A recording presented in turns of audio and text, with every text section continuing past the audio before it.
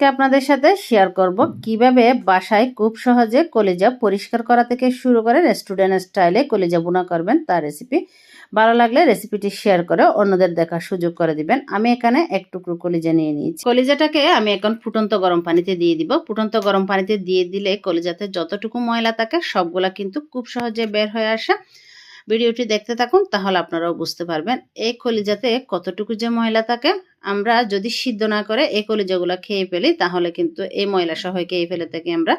এই যে দেখতেই পাচ্ছেন উপরে কিন্তু অনেকগুলা ময়লা জমা হয়ে আছে।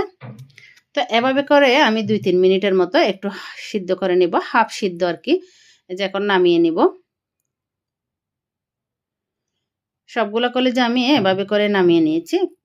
যে এখন আমি উপরে যে একটা রাবারের মতো আছে এটা তুলে নিব এভাবে করে। এটা কিন্তু আসলে খেলে হয়তো আমাদের শরীরের জন্য ক্ষতি হতে পারে। কলিজা জিনিসটা কিন্তু আসলে সব সময় বাসায় ছেলে মেয়েরাই খায়, বেশিরভাগ ছোট বাচ্চারা খায়।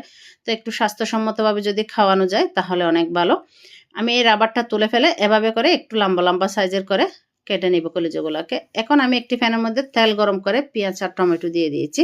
পেঁয়াজ আর টমেটোগুলোকে হালকা একটু ভেজে নিব। ভেজে নেওয়া হয়ে গেলে এখানে দিয়ে দিব 1 চামচের মতো আদা রসুন বাটা।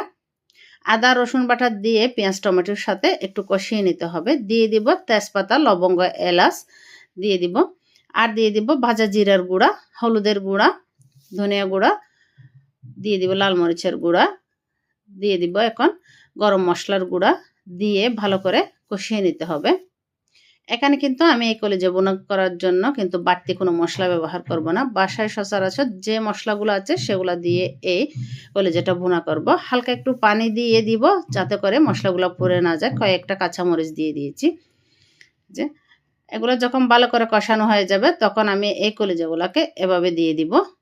তো আজকের এই কলিজা ভুনা রেসিপিটি যদি আপনাদের ভালো লেগে থাকে রেসিপিতে একটি লাইক, কমেন্ট, শেয়ার করে অন্যদের দেখার সুযোগ করে দিবেন। কে কোথায় থেকে ভিডিওটি দেখছেন অবশ্যই জানাতে ভুলবেন না। আর নিত্য নতুন রেসিপি পেতে আমার পেজটি ফলো দিয়ে সাথে থাকতে পারেন। আমি উপরে কিছুটা পরিমাণ স্বাদ মতো লবণ দিয়ে দিয়েছি। লবণ দিয়ে হালকা একটু কষানোর পর দিয়ে দিবে 1 কাপ পরিমাণ তরল দুধ। দুধটা আমি ভালো করে ঘন করে নিয়েছি জাল দিয়ে। এখন দিয়ে দিব জয়িত্রী, দিয়ে ঢাকনা দিয়ে কিছুক্ষণ অপেক্ষা করব যতক্ষণ না দুধটা শুকিয়ে তেলটা উপরে চলে আসে। এই যে আমার এই কলিজাগুলো কিন্তু একদম বোনা বোনা হয়ে গেছে, দুধটা শুকিয়ে গেছে, একদম তেলটা উপরে চলে আসছে। একদম লো হিটে করে আমি ঢাকনা দিয়ে আরো কিছুক্ষণ অপেক্ষা করব, 2 থেকে 3 মিনিটের মতো। একদম লো হিটে কিন্তু রাখতে হবে। এটা কিন্তু একদম বোনা বোনা হয়ে গেছে। তো এই যে কিছুটা উপরে ধনিয়া পাতা ছিটিয়ে দিব, দিয়ে কিছুক্ষণ একটু নাড়াচাড়া করে নামিয়ে নিলে তৈরি হয়ে যায় মজাদার এই কলিজা ভুনা। এই কলিজা ভুনাটা খেতে কিন্তু অসাধারণ হয়। আপনারা একবার হলো এভাবে করে কলিজা ভুনা বাসায় তৈরি করে দেখবেন। কলিজা ভুনা কিন্তু আমরা সকলে কম বেশি করতে পারি, তবে এভাবে যদি কলিজা ভুনা করা হয় খেতে অসাধারণ হয়। আপনারা একবার হলো বাসায় ট্রাই করে দেখবেন। আজকে পর্যন্ত, আল্লাহ হাফেজ।